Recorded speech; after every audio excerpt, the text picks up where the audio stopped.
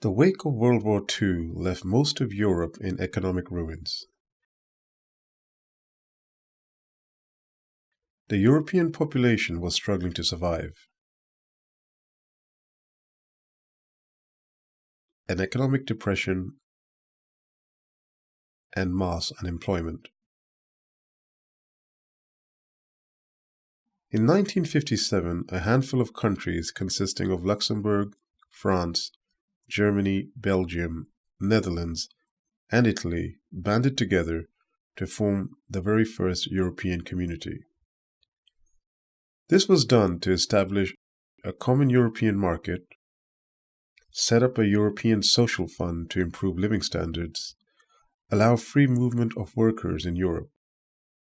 Post-war, it was believed that if countries worked together and with each other, there was less chance of them fighting each other. More countries became part of the EC and became what is now known as the European Union. However, the recent wars and conflict of Syria, Libya, and neighboring countries resulted in the 2015 European refugee crisis. This saw thousands leaving their home countries and economies, which are being ravaged by war.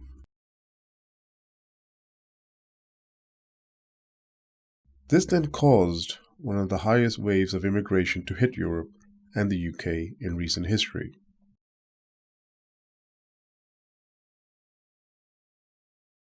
This also then gave prominence and support to Euroscepticism and various right-wing parties, who saw mass or uncontrolled immigration to the UK as a threat to national identity. To curb the mass immigration to the UK, the right wing lobbied hard for the UK to no longer be part of the EU, and eventually in June 16 a national referendum was passed where 51% of the UK public voted to leave the European Union. The official results are in. The people of Britain have spoken, voting for a British exit, dubbed Brexit, with almost 52% of the votes choosing to leave the 28-member European Union. Immigration was at the forefront of the Leave campaign for Britain to take control of its borders and its economy, national identity and culture.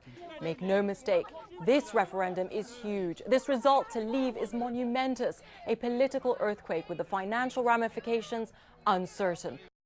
The pound falling sharply, plummeting against the dollar, which of course will impact Wall Street and global markets when they open. The Leave campaign hailing June 23rd as Britain's Independence Day.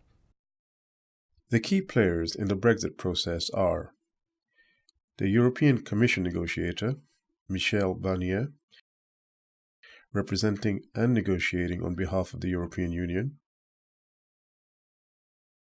the UK's Brexit Secretary David Davis, working on behalf of the UK with Michel Barnier of the UK's Brexit process, Theresa May, the UK's Prime Minister, leading the Conservative Party.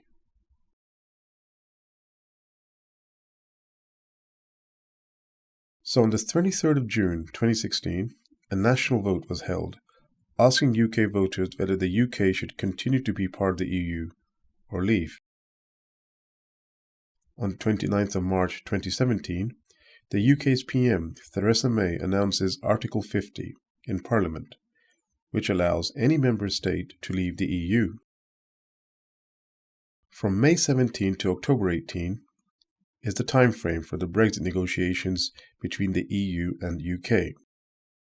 And on March 19, the UK officially leaves the EU. There are a variety of issues plaguing the Brexit process at the moment. However, one of the main issues to arise out of Brexit is the border between the Republic of Ireland and Northern Ireland. After Brexit, a hard border would be created between the EU and the UK. The standard set of border checks that would be in place between two countries would then be in place between the UK and the EU. However, the island of Ireland has always been split, with Northern Ireland a part of Great Britain and south of the Republic of Ireland an independent state. The Good Friday Agreement of 1998 ensured that despite Northern Ireland being part of Great Britain, no hard border or separation existed between North and South. This then created a common travel area between Ireland and the UK and allowed trade, people, and resources to freely move between the two countries. However, post-Brexit, most of Ireland would continue to be part of the EU. However, the debate is now on how Northern Ireland should be treated. If Northern Ireland was detached from the EU and treated as part of Great Britain, the new EU-UK border would then be where the Republic of Ireland ends and North Ireland begins. However, separating South and North Ireland would then violate the existing Good Friday Agreement, which was an important peace treaty between North and the rest of Ireland. If after Brexit, North Ireland detaches from the UK and treated as part of the EU, along with the rest of Ireland, then the new EU-UK border would be placed in the Irish Sea, which sits between Ireland and Great Britain. However, this would then upset the British Constitution, which has ensured Northern Ireland is a part of the UK since 1801. And if the existing soft border is continued between the Republic of Ireland and Northern Ireland, then there would be no clear border or separation between the EU and the UK after Brexit.